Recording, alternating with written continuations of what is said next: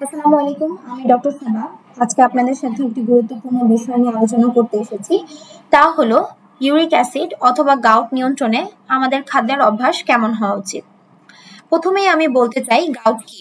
Gout হলো এক ধরনের প্রদাহজনক আর্থ্রাইটিস যাতে আমাদের ইউরিক অ্যাসিড বিভিন্ন জয়েন্টে জমে গিয়ে সেখানে ব্যথা অথবা ফোলাভাব সৃষ্টি করতে পারে। তাহলে এই ইউরিক অ্যাসিড আমাদের রক্তে বাড়ে কি কারণে? যদি আমরা পিউরিন সমৃদ্ধ খাবার বেশি খেয়ে থাকি তখন সেই পিউরিন ভেঙে ইউরিক অ্যাসিডে পরিণত হয় এবং সেই ইউরিক অ্যাসিড আমাদের বিভিন্ন জয়েন্টে জমে জমে জমে জমে সেখানে ক্রিস্টালের মতো তৈরি করে, সেখানে ব্যথা অথবা ফোলাভাব সৃষ্টি করে। তাহলে গাউটের একটি কারণ হলো রক্তে উচ্চ ইউরিক অ্যাসিড। এছাড়া আরো কি কি কারণ রয়েছে? তার মধ্যে হলো জিনগত অথবা কিডনিজনিত সমস্যা, আগেই বলেছি পিউরিন সমৃদ্ধ খাবার, অ্যালকোহল এবং কারো ওজন বেশি থাকা। তাহলে আমাদের কি ধরনের খাবার এড়িয়ে চলা উচিত বা যে খাবারগুলো একেবারেই না খেলে ভালো, তার মধ্যে রয়েছে লাল মাংস, যেমন গরুর মাংস, খাসির মাংস বা ভেড়ার মাংস, রয়েছে কলিজা বা হলো সামুদ্রিক মাছ, তার সাথে কিছু শুকনো মাছ, চিংড়ি, এছাড়া আছে বিয়ার, ওয়াইন অথবা যে কোনো অ্যালকোহল। এগুলো একেবারে না খাওয়াই ভালো।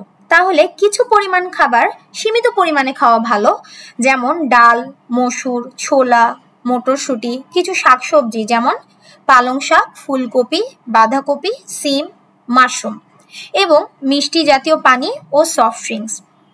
তাহলে আমরা কি খেতে পারবো বা কি খাওয়া ইউরিক অ্যাসিড রোগীদের জন্য স্বাস্থ্যকর হবে? তার মধ্যে রয়েছে বিভিন্ন ফল, সবজি, ভিটামিন সি আছে এমন যেমন লেবু, চেরি, রয়েছে ওটস, ব্রাউন রাইস, সোয়া, এছাড়া রাখতে পারেন ফাইবার এবং গ্রিন টি, ফ্ল্যাক্সিডের মতো কিছু উপাদান।